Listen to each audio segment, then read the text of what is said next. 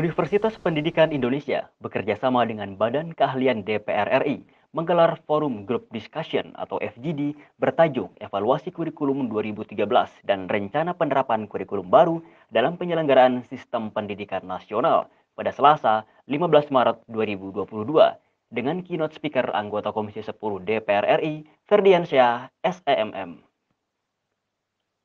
Kegiatan ini turut mengundang pembicara dari kalangan pakar kurikulum serta hukum pendidikan, yaitu Profesor Dr. Said Hamid Hasan MA, Profesor Dr. Din Wahyudin MA, dan Profesor Dr. Cecep Darmawan SPD SIP SHMH MSI.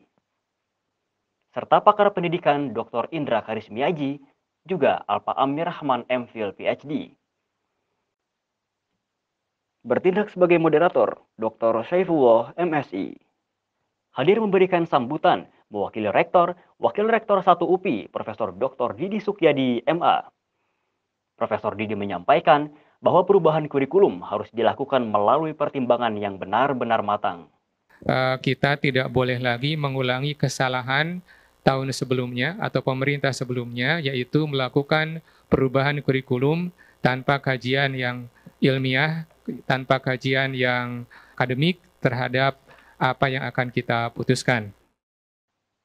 Para pembicara mengemukakan pandangan yang fokus mengkritisi terkait perubahan-perubahan pada kurikulum yang kerap terjadi di tanah air, termasuk kurikulum prototipe yang kemudian kini berganti nama menjadi kurikulum merdeka sesuai dengan keputusan Mendikbudristek RI nomor 56 tahun 2022. Kalau ide kurikulum tidak berubah, kalau model kurikulum tidak berubah, kalau struktur kurikulum tidak berubah, maka sebetulnya kurikulum itu tidak berubah. Nah, apakah itu lantas perubahan itu radikal? Saya kira yang jelas bahwa terjadi perubahan kurikulum karena strukturnya berubah. Nah, kurikulum baru yang banyak perubahan dalam struktur kurikulum, profil lulusannya, capaian pembelajarannya, kegiatan utama pembelajaran itu memang menuntut semua pihak untuk belajar keras. Kurikulum 13 saja agak susah gitu dicerna. Apalagi ini sudah baru lagi. Ini yang harus menjadi pikiran bersama bahwa saat ini kondisi nyata tidak semua guru memiliki kemampuan untuk mengadopsi perubahan-perubahan atau inovasi-inovasi yang dianggap bagus.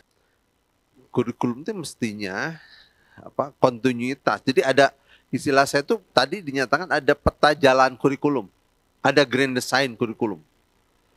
Ya, jadi jangan sampai ganti pimpinan, ganti kurikulum ya dan punya label atau label masing-masing. Harusnya sekarang dievaluasi kurikulum 13 itu kekuatannya apa? Kelemahannya apa? Nah, yang kekuatan itu didorong terus, yang kelemahannya diperbaiki. Dan yang lebih aneh lagi, kurikulum yang baru ini disebutnya masih prototipe kan.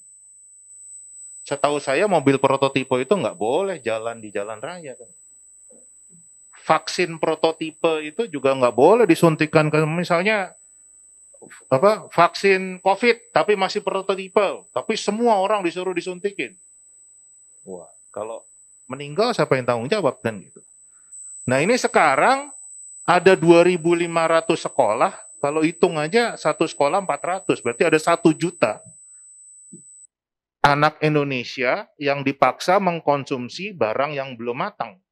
Saya hanya ingin memberikan apresiasi dan berharap ya kita semua punya napas panjang untuk terus bersikap kritis, menyampaikan pikiran-pikiran kita. Sangat berharap dari Prof. Hamid, Prof. Din, Prof. Cecep, Mas Indra, semua kita untuk tetap punya stamina ya untuk bisa menghadapi masa pancaroba pendidikan ini. Ya.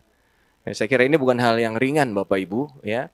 Ini perubahannya, perbaikannya bisa puluhan tahun ini kalau misalnya. Sejalan dengan para pembicara, Ferdiansyah sepakat bahwa kurikulum perlu dikaji melalui dasar-dasar yang kuat serta ilmiah. Selain itu, legislator tersebut berharap agar FGD ini dapat membuahkan pikiran-pikiran yang bermanfaat bagi perancangan serta pengembangan kurikulum di Indonesia. Nah, inilah harapan kami. Forum Discussion Group ini bisa juga memberikan informasi yang baik dan benar untuk memperbaiki ke depan tentang kebijakan-kebijakan pendidikan di Indonesia. Apalagi kan Pak Jokowi menekankan perlunya SDM unggul. Bagaimana kita bisa mendapatkan SDM unggul, menjabarkan apa keinginan Pak Jokowi apabila tidak diikuti oleh para pembantunya.